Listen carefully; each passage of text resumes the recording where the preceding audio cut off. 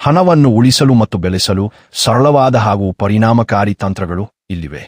50-30-20 ಸೂತ್ರ ಬಜೆಟ್ ತಂತ್ರ. ನಿಮ್ಮ ಆದಾಯವನ್ನು ಈ ಕೆಳಗಿನಂತೆ ವಿಂಗಡಿಸಿ. 50% ಅಗತ್ಯಗಳು, ಮನೆ ಬಾಡಿಗೆ, ರೇಷನ್, ಕರೆಂಟ್ ಬಿಲ್ ಇತ್ಯಾದಿ. 30% ಆಸೆಗಳು, ಹೊರಗಡೆ ಊಟ, ಸಿನಿಮಾ ಅಥವಾ ಹವ್ಯಾಸಗಳು. 20% ಉಳಿತಾಯ, ಸಾಲ ತೀರಿಸುವುದು ಅಥವಾ ಭವಿಷ್ಯದ ಹೂಡಿಕೆ. 2 ಎಮರ್ಜೆನ್ಸಿ ಫಂಡ್, ತುರ್ತು ನಿಧಿ.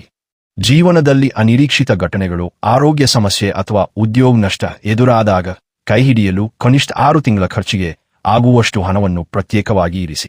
ಇದನ್ನು ಬೇರೆ ಯಾವುದೇ ಕಾರಣಕ್ಕೂ ಬಳಸಬೇಡಿ. 3 ಸಾಲದಿಂದ ಮುಕ್ತಿ. ಹೆಚ್ಚು ಬಡ್ಡಿಯಿರುವ ಸಾಲ. ಮೊದಲು ಕ್ರೆಡಿಟ್ ಕಾರ್ಡ್ ಅಥವಾ ಪರ್ಸನಲ್ ಲೋನ್ನಂಥ ಹೆಚ್ಚು ಬಡ್ಡಿಯಿರುವ ಸಾಲಗಳನ್ನು ತೀರಿಸಿ. ಅನಗತ್ಯ ಸಾಲ ಬೇಡ. ಪ್ರದರ್ಶನಕ್ಕಾಗಿ ಅಥವಾ ಐಷಾರಾಮಿ ವಸ್ತುಗಳಿಗಾಗಿ ಸಾಲ ಮಾಡಬೇಡಿ.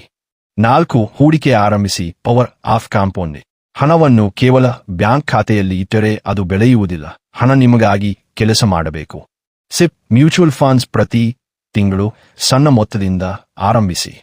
ಷೇರು ಮಾರುಕಟ್ಟೆ. ಸ್ವಲ್ಪ ಜ್ಞಾನವಿದ್ದರೆ ದೀರ್ಘಕಾಲದ ಹೂಡಿಕೆ ಮಾಡಿ. ಚಿನ್ನ ಅಥವಾ ರಿಯಲ್ ಎಸ್ಟೇಟ್. ಸುರಕ್ಷಿತ ಹೂಡಿಕೆಯ ಆಯ್ಕೆಗಳು. 5 ನಿಯಮಿತ ಉಳಿತಾಯದ ಮಂತ್ರ.